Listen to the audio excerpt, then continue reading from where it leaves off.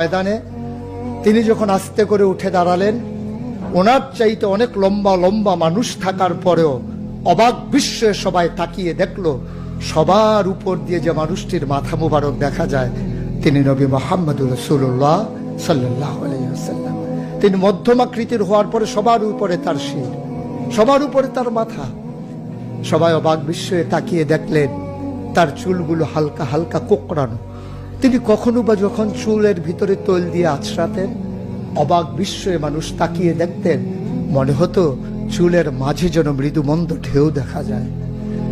তার কপালটা ছিল চওড়া শুভ্র, তার চোখের ভ্রুগুলো ছিল ধনুকের মতো বাঁকা, তার চোখগুলো ছিল টানা টানা ভাসা ভাসা, তার চোখের পাতাগুলো ছিল গোলাপের পাপড়ির মতো।